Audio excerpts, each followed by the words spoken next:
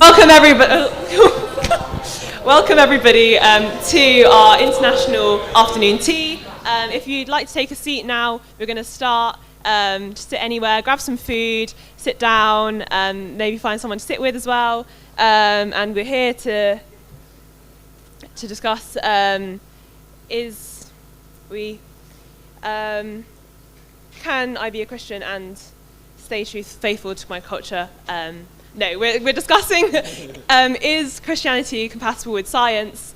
So if you're here for that talk, please grab some food, sit down. If you're here just for the food, grab some food and sit down. I'm Jess. I'm Jonas. I don't know. Hi. Yeah, and we're going to have our speaker Kin come up in a bit. And just before that, if English is not your first language, or you find it helpful to have something to follow along with as you listen to the talk, we've got a document and a QR code is going to come up in a bit of a document for the notes for this talk. If you want to enter that into Google Translate or any translation, or if you just want to follow along to that, please do scan that QR code. And Kin, I want to invite you to come up. Welcome. Yeah. So as Kin comes up, I'm gonna ask him a quick question, just to get to know him. So obviously you're cool, Kin. But my question is, since the first time you're talking to us, I'm a big fan of food. Everyone's got some food here. If you had your last ever meal, and you can have a starter, main course, and dessert, and you can have a drink with each course, what would you choose?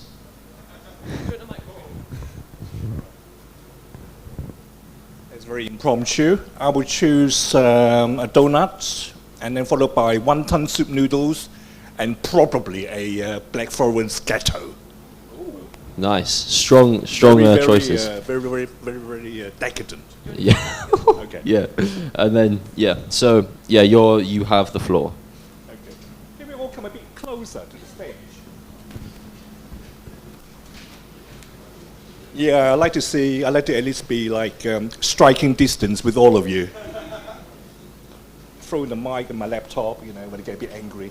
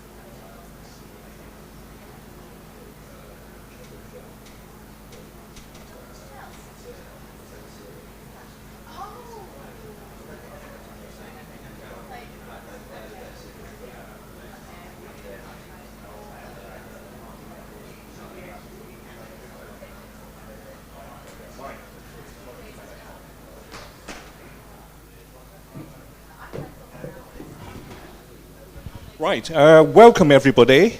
Can we have the slides on, please?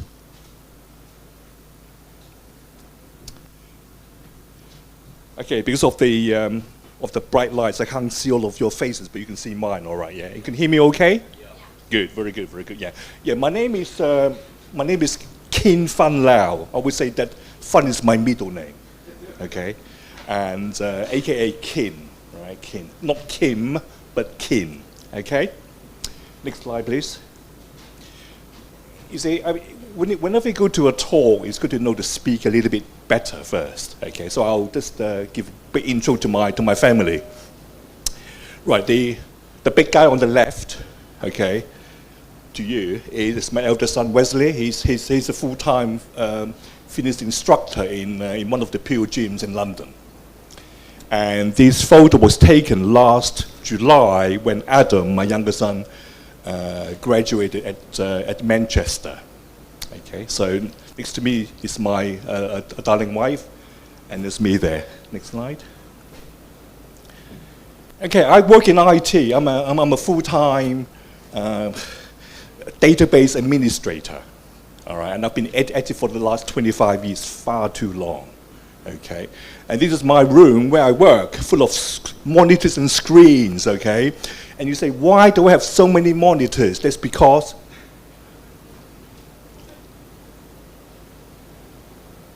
it makes me feel like working at NASA, right? You know how the mission control room, got all the monitors. I feel like working at NASA there. Next slide, please. So when I do that, it's next slide, yeah? Right, I worship at the Chinese church in London, near Hammersmith. That's why I'm here, because I'm a Christian believer. And this is a picture we took a couple of years ago. You see, I've got many hobbies. At my age, I need to, because I'm going to be retiring in about a couple of years' time. What do I do with my life in retirement? Okay, one of my hobbies is I study trees, I look at trees, and one of my projects is to go around most of where I live in my area and identify every single tree and its species, and then document it. Another one is I love going to art galleries. You know, one of my favorite galleries to go to in London is the Wallace Collection. It has a fantastic collection of 18th century French Rococo paintings, porcelain, and furniture. And of course, the National Gallery is like, world-class gallery. Now, you see, in England, most of the art galleries, you go in free of charge because it's all paid by the taxpayers. So I could go to one of the galleries, spend a whole day there free of charge and not spending a penny and enjoying myself, okay? So I do recommend going to art galleries where you can. Next one. Right, now, my hobbies are very seasonal, okay? If there is a clear sky, I look to the heavens. I'm an amateur astronomer and also do a lot of astrophotography. Okay, I'll show you a couple of pictures I've taken recently. Okay, there's the moon, which I'm sure you all know about, our nearest celestial object to the Earth. Okay, getting a bit closer. Okay, now these are not from Google. I actually took these pictures myself. All right, keep going. What's that one? Do you see the great red spot there? Yeah, that great red spot is a huge storm that is big enough to engulf the entire Earth, the planet Earth. Right, that is the Seven Sisters, the Pleiades star cluster. Okay, you can see the nebulosity around some of the stars. That is the Orion Nebula. Now is a good time to look at the constellation Orion. If you look towards the southern sky at about 8 o'clock in the evening, you can see the Orion constellation. And down the Orion belt, you see the Orion Nebula. Okay? Right, a couple of weeks ago, it was freezing cold. I'm sure you remember it was like sub-zero temperatures. But I still had to sacrifice myself for science and look through my telescopes. Now, all these are taken in my back garden in London. Yeah? I promise I did not download them from Google. All right? Keep going. Okay, so that's me really. Now, from Monday all the way to Friday, between 5 and 6 o'clock, I'll be here speaking to some of you. And today's session is on, is Christianity compatible with science? Okay, now, which of you here are studying some form of science subject? Raising of hands? Quite a few. Well, half. 40%. So what subjects are you guys doing? Wow, biochemistry, molecules, and wow. Any other subject? Natural science, a very broad subject. Any of you study physics here? One lady in the back, okay. Anyone study geology here?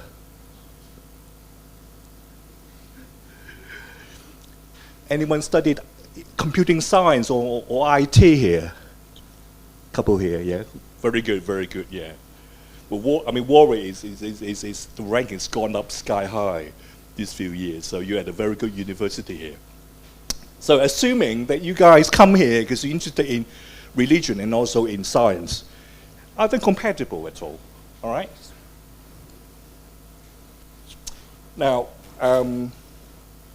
if you look on YouTube, you hear debate between normally between faith and science. Normally, you've got like an atheist scientist debating with like a Christian apologist, okay? And the impression you get is that, well, faith and science are like at odds with each other. They're like enemies, okay? You would have the atheist scientist saying that, if you have got science, which explains everything in the physical universe, why do you need faith? Why do you need God? The Christian apologists would say, well, hang on a minute, maybe some of your assumptions are not correct, and would assert that, faith has a role in understanding reality. And so often you're given like a choice of either you believe in science or you believe in faith, okay? But there's actually a false choice, because science and faith, they are not really enemies of each other. Now, I think one of the problems is that people ask the wrong questions. We tend to confuse faith with asking the how question, and we confuse science with asking the why question, okay? So for example, when people read the Genesis account of creation, people immediately think, well, hang on, that is about the how the earth and the heavens were created, about the how. But in fact, it is not about the how, it's about the why, okay? Let me give a slight analogy. I came across a very good story, all right, of a 5-year-old daughter asking her father, saying, where do babies come from? Right, to her dad. Now, at 5 years old, it is very hard for her to understand the male and female reproductive systems, okay? So what the father did was that he actually thought, well, there were either two options. Option one is to say, you actually came from your mother's tummy, all right? Option two is, well, actually a white stork flew by carrying a baby in a blanket and dropped you down a chimney. Now, if you don't understand the background of this, that's because in the old days in Europe, stork used to build nests on rooftops. And in order to avoid children asking very embarrassing questions, that kind of story grew up, in order to just give an answer to a young child, okay? Now, option two is clearly wrong, okay? But option one, saying that babies actually came from, you came from your mummy's tummy, it is not accurate, but it's not wrong, okay? It actually does mean that, you actually came from us. You didn't come from anywhere else. So the actual point of saying that is to let the child know that you came from us and you belong to us. And that is a why answer, not a how answer, okay? Now,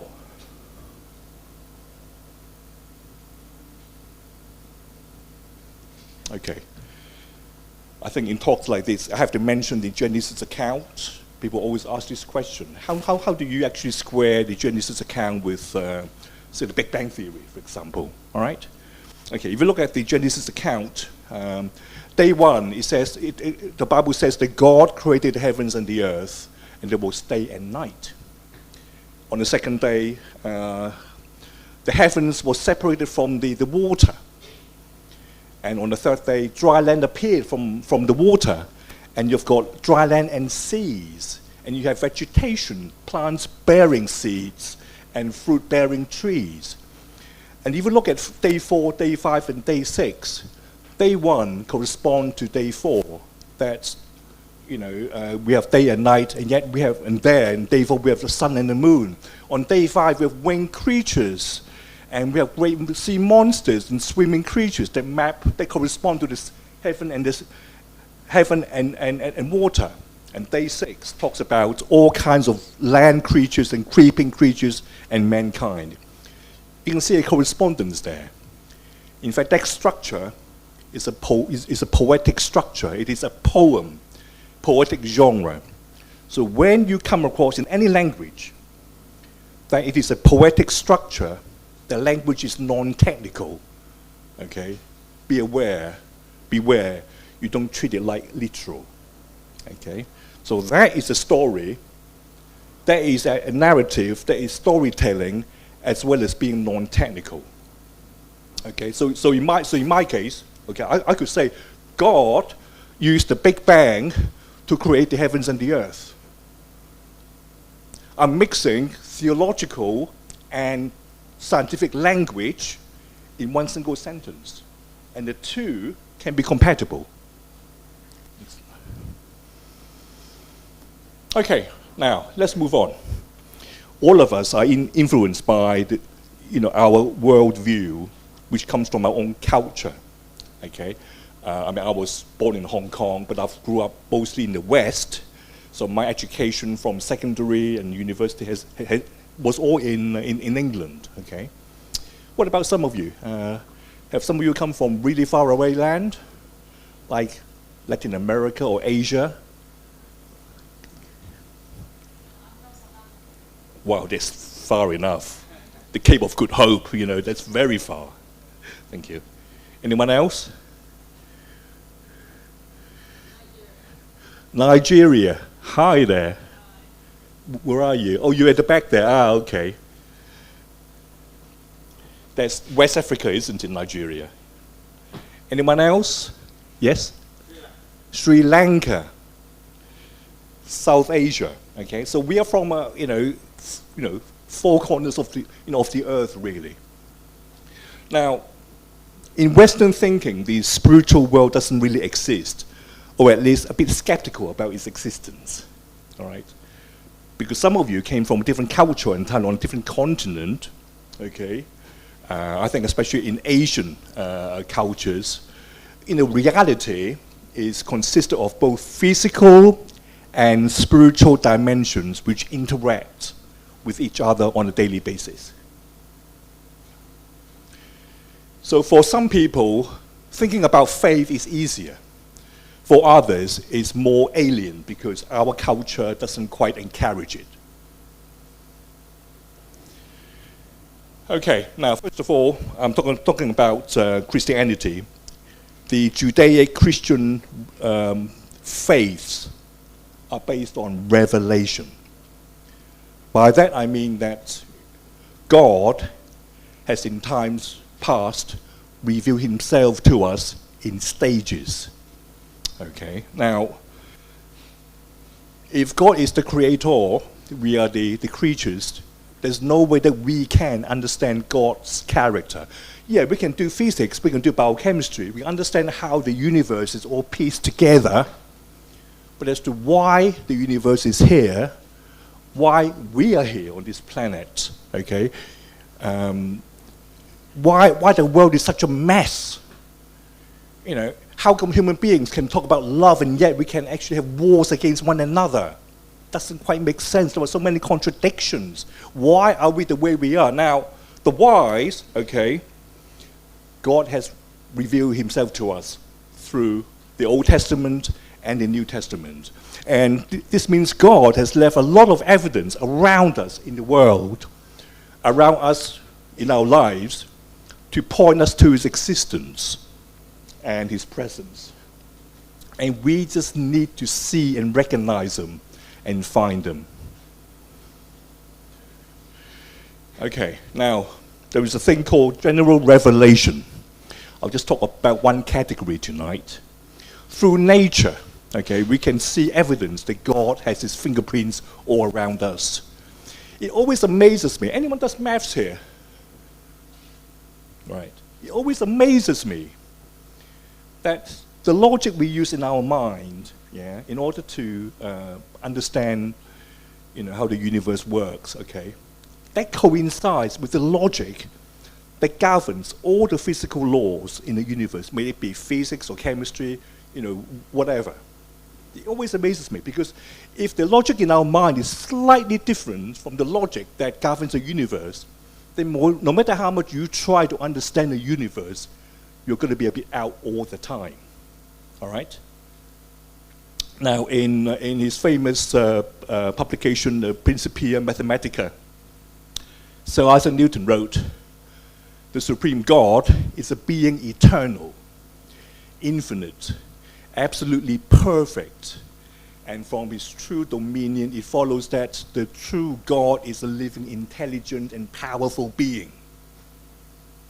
Okay? Now, it was perfectly fine for Isaac Newton to believe in God and yet totally immersed in this incredible voyage of scientific discoveries.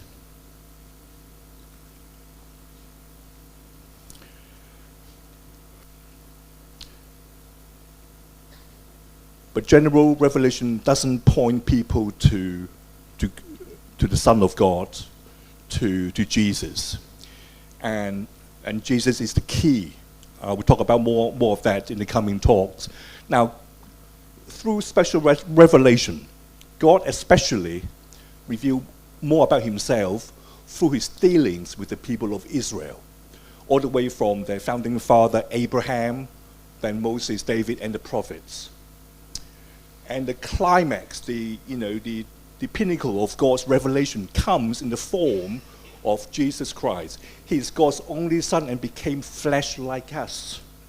What he did and what he said and how he lived his life are written down by 4 witnesses, bearing the names of the Gospel according to Matthew, according to Mark, according to Luke, according to John. Now, the special revelation of Jesus Christ is redemptive, meaning it is a saving. It is salvation. That is, it saves and changes people, changes our lives in those who believe. Okay, now,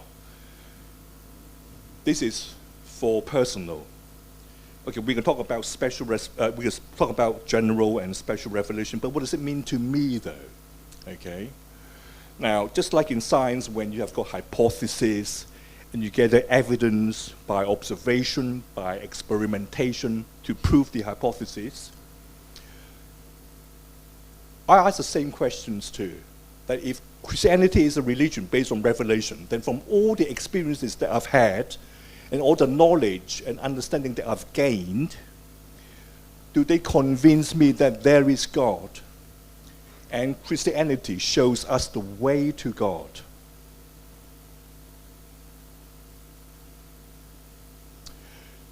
Now, there are 2 approaches to finding truth here. One is called deductive, the other one is called inductive. Okay? Have you guys come across these 2 approaches? You have, yeah? Okay, right. I'll give you examples here. So what is the deductive approach? Okay, for example, right, you're given that the speed of light is 186,000 miles per second. Okay, find evidence, find experiments to prove it. Right, so you're given a statement of fact or hypothesis. You are there to gather enough evidence to prove it. That is deductive. Now, inductive is somewhat different, okay? For example, 20, 30 years ago, cosmologists found that all the furthest galaxies in the universe, they have got the greatest redshift in their spectrum. That means they were receding a lot faster and further than all the closer ones. And they also found something which was predicted in some of the theories, the cosmic microwave background radiation. Okay? So these are some of the evidence they actually found, and yet from the evidence they managed to find out and to deduce that there must have been a huge explosion once upon a time when the entire universe was actually, blown into existence. And hence, the Big Bang Theory came about. So inductive is, you look at the evidence, look at all the evidence from your observations and experimentation, and you deduce what that might be. So it's two different approaches. Now, with faith, when I became a Christian, I was told that, Mary was born, Jesus was born of Virgin Mary, and Jesus died on the cross, and he was resurrected on the third day. Now, I don't have a time machine at home to go back 2,000 years to check if it's true or not. But what I can do is to look through the evidence in the Bible and see how the facts that he was born of a Virgin Mary, he died and was resurrected, actually changed the lives of those around Jesus. And how these truths changed the lives of me and many other Christian believers. So I have to go through some of the evidence myself. Okay, next. Okay. Now, because I actually took the teachings by faith that Jesus was born from a Virgin Mary and he died and resurrected. Okay, that is what we call faith-seeking understanding. You believe first, and you spend the rest of your days in your life to find out, to understand more about how that actually works. Go back by one slide, please. Yeah. Now, by inductive, it's slightly different. Okay, I'm told that Jesus is the Son of God, but how is he like, though? I never met him in my life. I've read about him. So that is to look at all the Bible evidence, okay?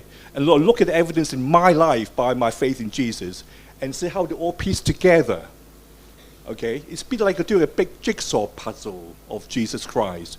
You put all the pieces together and you form your own unique understanding of who Jesus Christ is. So that is the inductive approach. Now, a simple phrase to actually summarize that is called understanding grows faith. So deductive is faith seeking understanding. Inductive is understanding grows faith. Okay? I'll stop right here for tonight.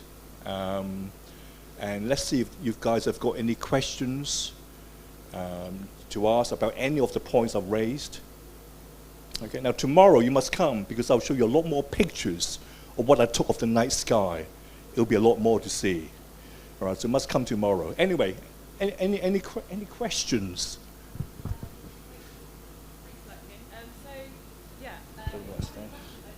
Slido link for you to enter questions.